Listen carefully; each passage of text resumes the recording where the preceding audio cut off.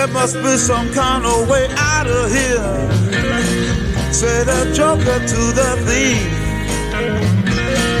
There's too much confusion.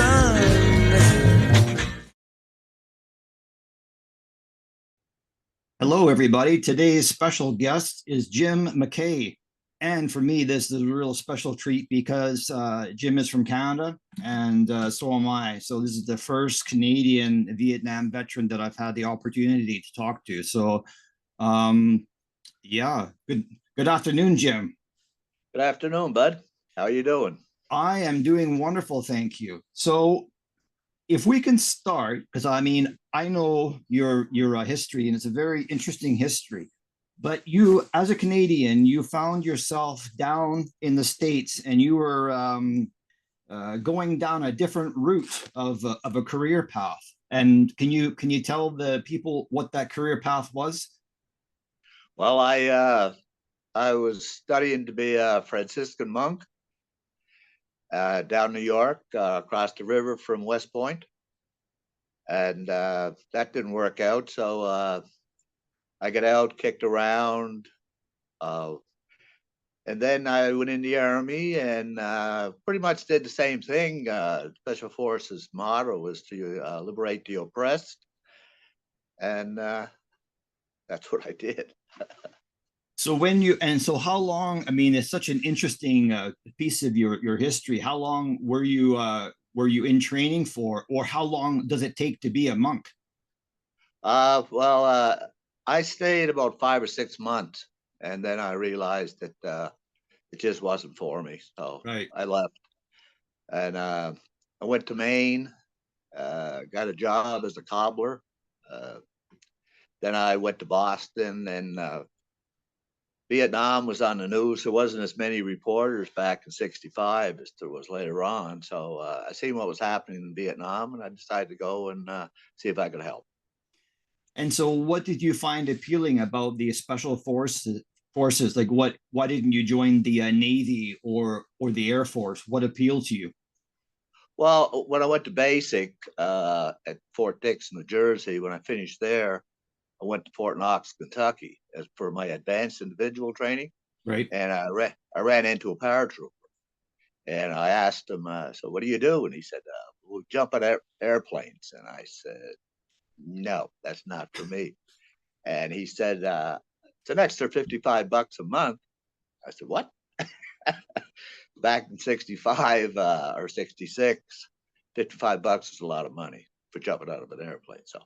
Yeah, I mean, in today's money, I mean that would probably be like $700 or something, right? So it's a big chunk of money.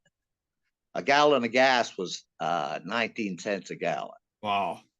So there you go. Yeah. Minimum wage was $1.25 an hour. Wow. So, pack of cigarettes, you put a quarter in the machine, you pull it out, and you'd inside the cellophane of this pack of cigarettes, there'd be 2 cents. The cigarettes were 23 cents a pack. Wow. But you'd get your 2 cents change in the pack. And so then I know that from talking to many of you guys, meaning special forces, you would have had to have asked to go to Vietnam, right? I mean, you could have been special forces in Germany, or you could have gone anywhere else, right, with the different branches. Oh yes, for sure. No, but I after I finished, well, when I got to AIT and I put in a request for jump school. Right. The night before, I got some trouble, so I had to go in and see the old man, the commander, and he said, "You volunteered for jump school?" I said, "Yeah."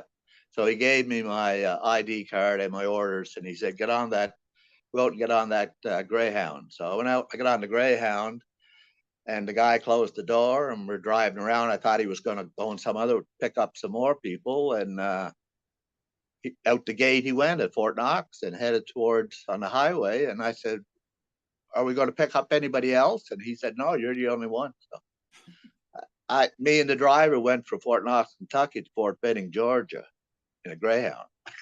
Wow. Now, to take a step back, how did you find the training for special forces? Did you, on a personal level, did you not find it easy, but did you, I mean, you clearly passed it with flying colors because you went to Vietnam. Was there one Well, element that you found harder? well, actually, how it happened with me, I went to the 82nd Airborne Division. Then I went down. I took the test for Special Forces. I passed the test, and but prior to going and taking the test, and I was waiting for a class date, I had put in for Vietnam. So I was sent to Vietnam, and when I got there, I was assigned to Special Forces. So I never got the training until after I went to Vietnam, spent a year and a half in Vietnam. Then I got out of the Army. When I came back in, I went to O&I, Operation Intelligence, at Fort Bragg, and that's how I got through my Special Forces training was after I had been to Sigma. I didn't Oh, have training really? prior. Yeah. Wow. Mazak and Musso and those guys, they took me under their wing and they taught me the ropes. Yeah. So just continue talking about that because I want to show people his picture here because Bazak. Can you tell the people a little bit about him because he was a very interesting character, right? Oh yeah, he was from Czechoslovakia, and we became friends. And he was kind of a short guy, and like I said, he took me under his wing when I got to Sigma. And I had met him at Bragg. As a matter of fact, when I was after I took the test for Special Forces, uh, I met him at the bus station, and not the bus station. It was the place where you catch the bus. So here he is here, Masick. Yeah, yeah, Now he also, which was very interesting, he was already quite an established warrior. Here's an article that I found about him online. The hardened, I can't read it backwards. The yeah. hardcore beret, Right. So yeah, because he had fought in World War II, right? Yeah, yeah. Well, there was a lot of people in SF that had come uh, from World War II. Yeah. They for Special Forces So because of the you had met other guys. yes, there were a lot of them at Fort Bragg that were foreigners who had after war had came and joined Special Forces for the linguist part of it, right? Yeah, because I was when I was doing my book here, I did a little bit of background on all the foreign fighters that I could find, and of course that after World War II, the American government was they weren't worried about Germany anymore. They were worried about Russia, right? So they Exactly. wanted a lot of those Baltic or Baltic states and Soviet bloc state guys to come and help them out in case they had to go behind the lines, right? Exactly. Right. So you arrive in Vietnam to a hot, sticky environment. And so what do you do when you get off the airplane? Oh, we got to Cam Bay, and then they told me I was going to the Trang, the Fifth Special Forces. And when I got there, what I would do was the A teams that were around the Trang, they would send out ambushes in the evenings. So I volunteered to strap hang to go along with just for experience. So I did that quite a bit. And then I got a little reputation, and I'd meet people in like Jerry Shriver and Mad Dog would meet him in the bar, and we just hit it off. The first time I met him was I had guard duty the night before, so I had the next day off. So when I went into the bar, there was nobody in the Playboy Club bar except for this guy down the end of the bar. So we hit it off, start talking, having a few beers, and started our friendship. And so whenever he'd come to the train, he'd look me up, and we'd go down, go out to eat, massage parlors, bars, whatnot, and we became friends. I know that this was an aspect that we talked about off air, and you know, there've been so many stories, and you've read them, I heard them throughout the years, I'm sure, and you definitely wanted to paint a pit or tell your aspect of your friendship with Jerry, that he was not, when you knew him anyway, he was not this crazed, out of control kind of guy that you read about, and someone that, but you said you and he were good friends, and you never saw anything that was right. Just Well, I would say that I did more crazier things than he did. But really, no, he was a hell of a fine guy, and I never knew him to have any animosity or anything towards other people or whatnot. And what he did while he was on his operations, I don't know. He went with me once. He used to he'd take in country R&Rs, rest and recuperation, and he would take them in country and go and visit other camps and people, and sometimes he'd strap hang if there was a team going in on an operation. He would go along. But as far as some real horrible stories, I never seen it with him. yeah. To take a little step back, I don't want you to go into detail. We talked about it, but on your first mission, you know, you experience a loss of a serviceman who was right in front of you. So that was your, you know, introduction to going behind enemy lines. And that must have been a shock, like, holy shit, this is real. It was, and I didn't actually know what happened until after the battle. The commo, the guy that had the commo, he taped it, and most of what I did, to me, is a blackout. I just did it automatically. Right. And the guy his name was Sergeant No, and like I said, I was strap hanging, so I was staying close to him, so watching him, what he did and whatnot, and then shit hit the fan, and yeah. So from your so your my cat scratching, you know, with your parrot, I've got the damn cat here scratching at my door. So, and just for the listeners, if you hear something whistling in the background, it's Jim's parrot. Yes, Jim does have a parrot. So, so when you were in the 5th Special Forces and you're over there, and then how do you get into a Sigma? How do you mean this is a, you know, covert, you know, operation, or, you know, project? Were you told, hey, we've got this specialized unit, and would you like to be a part of it? How did that happen? Well, I was talking to the sergeant major, in the bar, and I told him I was going to extend, and he asked me, "Would you like to go to Sigma Project?" And I said, "What's that?" And he said, "It was classified. It's top secret, and can't tell you anything until you get there. But you'll be helping out and saving lives." So that was my intention.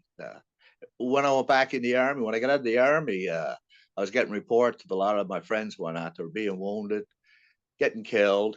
So that's one of the main reasons I went back in the army, because I figured I could save lives because I had the experience, right? So that's why I went back to Vietnam.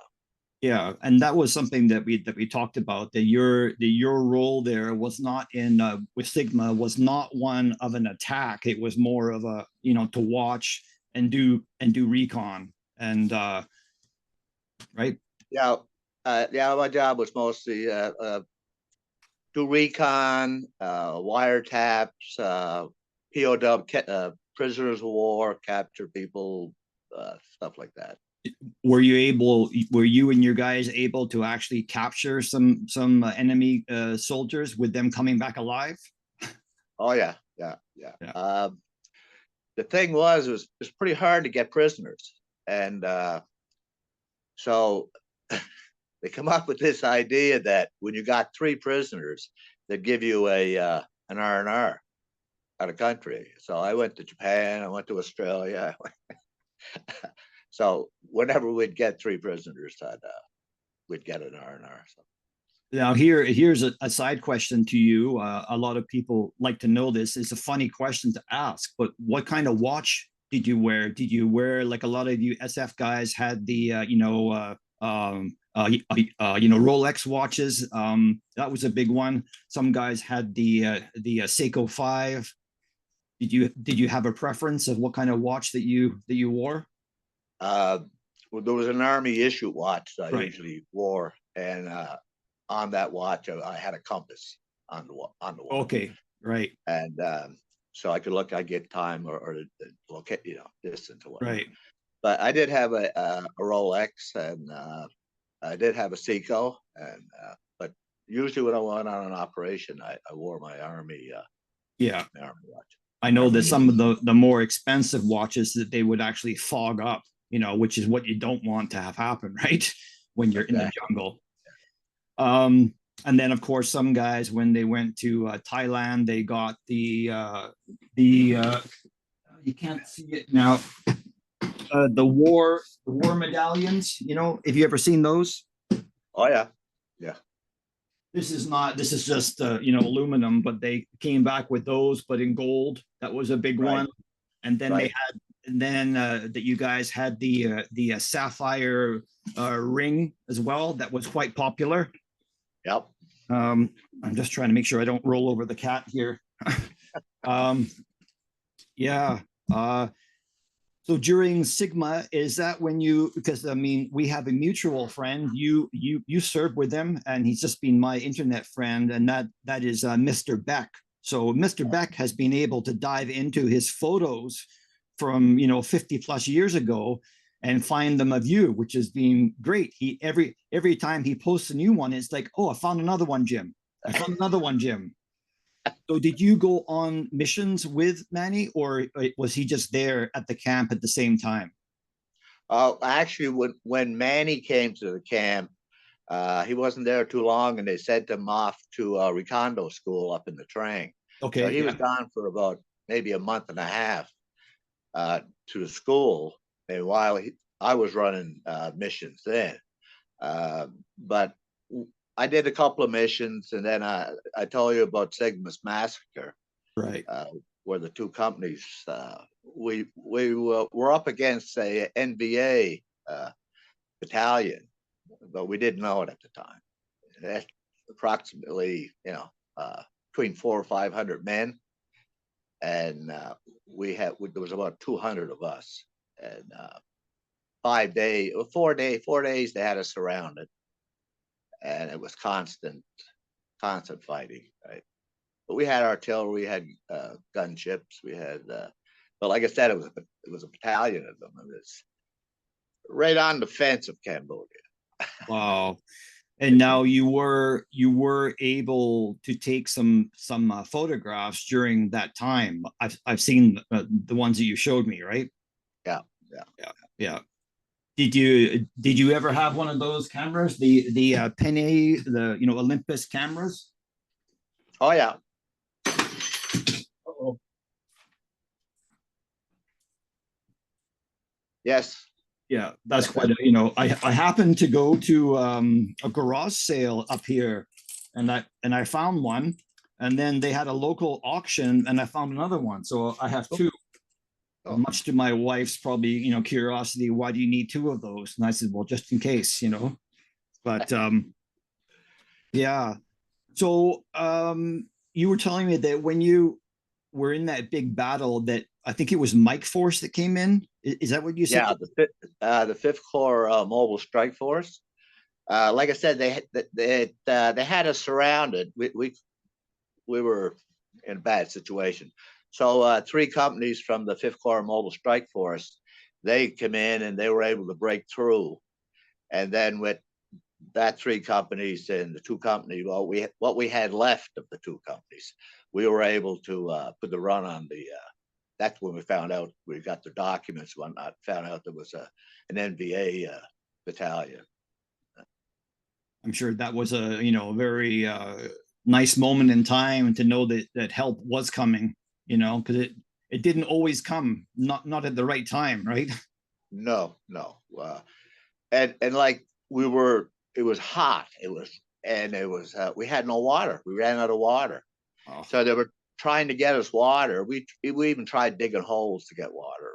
We couldn't get, and so anyway, chopper comes over and they couldn't throw it out because it might hit us. right. So it was outside the perimeter they were coming in, and the chopper got shot down, and it hit the ground, flames. We got the crew out. They were all burnt to fuck, but we got them out. And then I seen the duffel bags with the water, so I was able to get some of them out, two of bags, and we pulled them back. But I had seen another bag, so I went back myself and got the other bag. And yeah, we were able to save the crew chief and the gunner and the two pilots. Like I said, they were burnt. They were burnt pretty bad, but Wow, we saved their lives. So it was cool. that's good. I got burnt a little bit, but it was worth it. I'm sure. Yeah, I'm sure that was an afterthought. Like, wow, my hair's gone, or my eyebrows are burnt, right? My eyebrows are gone. Yeah. Yeah, yeah. So when you were with Sigma, what kind of indigenous guys did you serve with? Were they Nung? Were they Montagnards or? They're mostly were yards. We had like a CIDG, civilian individuals, and they were from the Cambodians, and there'd be yards, and there'd be a mixture of what came through the camp at different times. Right. And so how many Americans would be on would you call it a team with Sigma? Are you on an individual team? Yeah, we had MacKay, myself, and I say two American, one Canadian, one American, Okay, yeah. and four Indig, right? Okay. Unless we went on a hatchet team, if we went on a hatchet team, we were expecting contact where we were going. Where we were going with a 6-man team, we were there to snoop around and the thing. But if we had a hatchet team, it'd be like 2 recon teams. Right. Yeah, and we'd go in. We're expecting to make contact and just for the people who are listening, Sigma would eventually merge into CCS.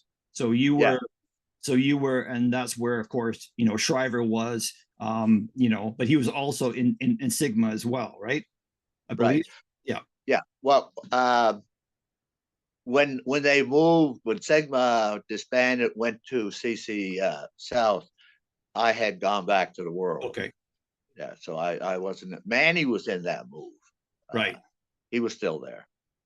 Beck. And so with the photographs that you showed me, and when this video goes out, then I'll share some of the pictures so that people know you were also in Mike Force, right? Yes.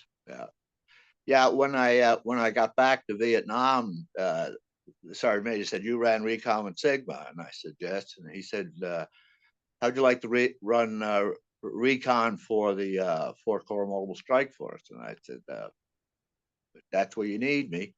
So I ran recon for the Mike Force for a year, and then Sergeant Major asked me if to extend, and I had a friend who was a medic at the Airboat, and he had just had a new baby and got married and whatnot. So I said I'd extend if he'd send me to the Airboat so I could, more or less take care of my buddy, and which I did. It was pretty cool. He's got a lot of grandkids. So That's nice. Yeah. So that his son sent me a picture of him when he was like 6 months old with Rocky, and he said, they call me Scotty. Scotty said that, if it wasn't for you, there wouldn't be all of these. They had a list of all the kids, the grandkids. Wow. So during this time that you're there, during your multiple tours, you had said that you had met other guys from Canada. Oh, you said only one, right? You met another Canadian? Yeah. we were going across the Mekong into Cambodia, and this guy was with a Ranger battalion, and we just happened to meet up. I wore a Canadian flag on my sleeve, and he was from Toronto, but we maybe had an hour together, but just bullshitting. But that's as far as any other Canadians I came across. I think that from doing my background work on that book there that I showed you, it was quite common for Canadians to wear a small patch with the flag on them, on there, just to, or else some of them I've seen on their tanks or whatever, they fly a Canadian flag. And I think it's really good that especially the American public, the younger generation, realize how many Canadians did go to Vietnam, and 176, I believe it is, didn't come home.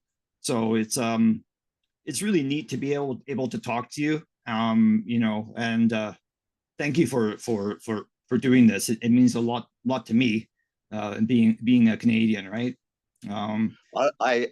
I flew a Canadian flag off my antenna on my airboat. Oh, did you really? Yeah, that was pretty cool. And so on the airboat also, I think you had said that you had a 50 cal, right? I mean, they were pretty heavily armed. Yeah. Well, most of the other boats had a 30, but I had a 50. Of course, go big or go home, right? Well, what we'd do is I'd have 6 airboats. I'd go in first, and we'd do it like the wagon wheel, when they were attacking the wagons. Well, we'd go in like that in a circle. I'd go in, I'd fire, and as I'm breaking off, there'd be another boat coming in, putting out fire, and they'd break off, and we were doing a circle. And then we'd call for the gunships, and they'd come in. And so if you're going in kind of the deltas, I guess, like the riverways, is that where you're going with these boats or with the airboats? Yeah, well, it was pretty flooded. It'd be like the prairies, only underwater. Okay.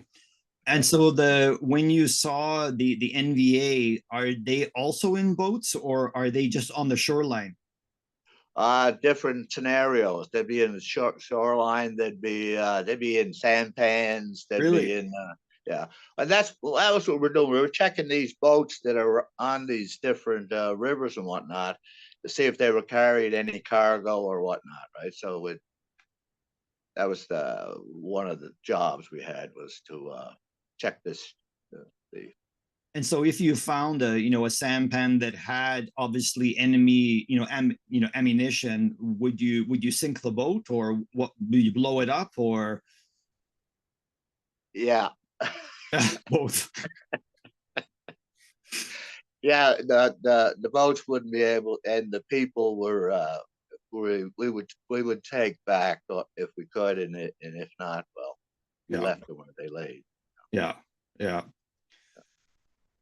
How far, so was there to do with the airboats, did you guys have a base where you would go back to every day, or if you had to refuel, how does that work? I really don't know much about the airboats. Yeah, well, we'd have like a launch site. The one launch site that I was at was an old school, an abandoned school. It was about 10 feet in the air. Okay.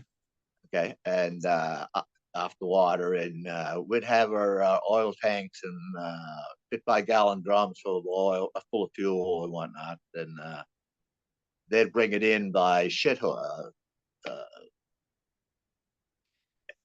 And so, how many guys could you fit onto one airboat? Like three? Three. Yeah. You had a driver. You had an M79 man or interpreter, and a guy on the machine gun. And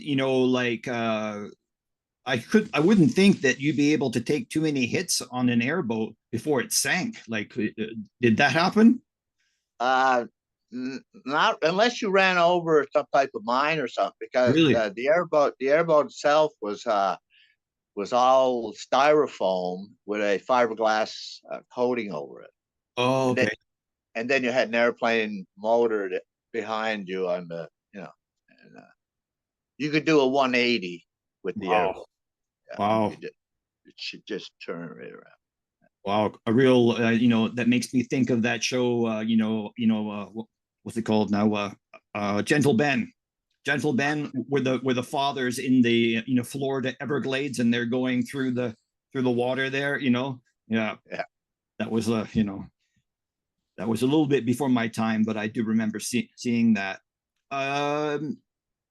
So what was your first experience like when you saw an enemy soldier for the first time, alive or dead? Did you think this is not what I expected? Like, meaning they're smaller, or like everything you had been told in training when you actually saw one of these individuals, was it what you expected? The first one I seen, he had been captured, and he was in a makeshift cage, and his hands were tied. He had blindfold on. He had black pajamas on, and he looked like anybody else. But of course, he was the enemy, right? So Right. you looked at him differently then. But there was just curiosity. It was the first time I seen one,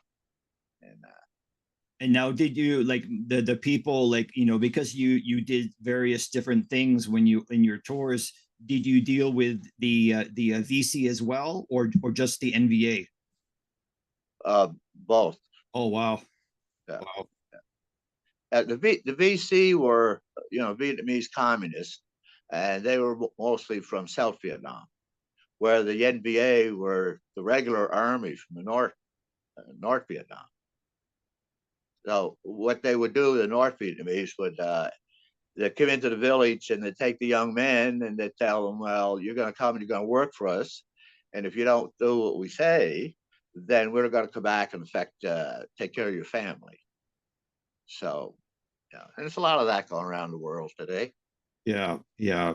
That's a sad reality to war. It's funny, the guys that I've talked to, the SF guys, said that they respected the NVA, but they had a hatred for the VC. I guess, and that might be interesting as someone who's watching these videos, but am I right to say that there's a common, respect between a soldier, like a professional soldier, opposed to like a guerrilla soldier? Yes. Yeah. Yeah. It was the same thing in El Salvador, Panama, Thailand. The professional soldiers, you had more respect.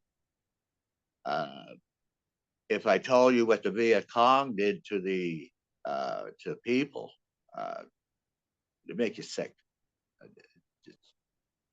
See, I mean, that's the thing that I'm sure is frustrating for many soldiers throughout any kind of conflict, is that there is true evil in the world. And for somebody to look at pictures from a war and go, oh, you should have done this, or you shouldn't have shot this guy, they don't know what these people were capable of doing, right? And for you, you saw firsthand what they were capable of doing, and it definitely wasn't pretty.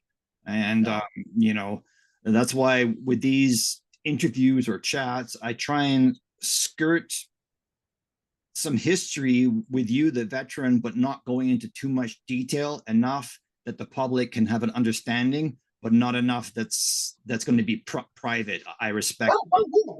Uh-oh. It's back. I don't know. Hold on a minute. Yep. Okay. Hold a minute. Yeah, no problem.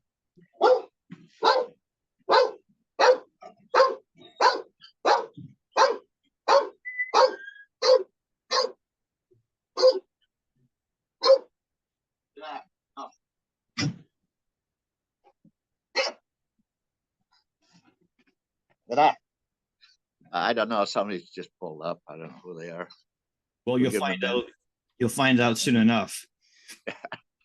So this is an interesting aspect is, can we just touch on what you did? So after you were in Vietnam, you went to Thailand with the 46th?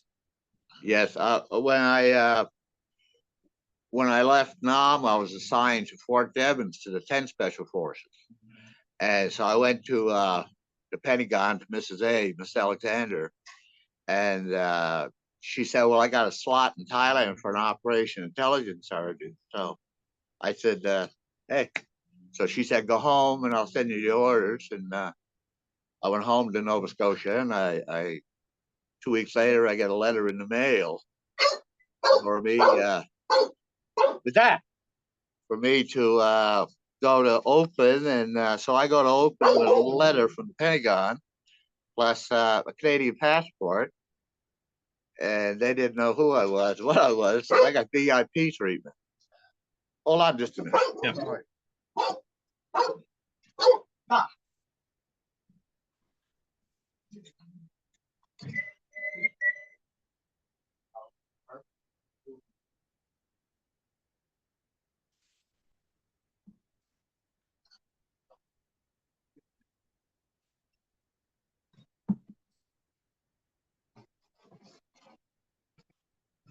That's my lawyer. So I just told her I'd wrap it up, and then Sure. so We can always do another one in the near future. I'll tell you what we'll do is I'm just going to you know what? Let's end it here, and we'll do another one either during the week or on the weekend. Next okay, next yeah, weekend. I'm available whenever you got time. Yeah. Okay. So let's do that, and so we'll leave it, and then you can tell us more about the 46 next time. Okay, that sounds real good. And I want to thank you for what you do for TOG, man. You're Appreciate welcome. it, getting the history out there. You know? Yeah. No problem. Okay. Well, thank you very much, Jim, and go and attend Well, to your lawyer. I'm a little seedy today. That's okay. Yeah, that's okay. All right. You go and attend to your legal business there about your business adventures, and we'll talk soon. Okay, buddy. Thanks Okay. a lot. Thank Have a you. good one. You too. Thank you. Bye.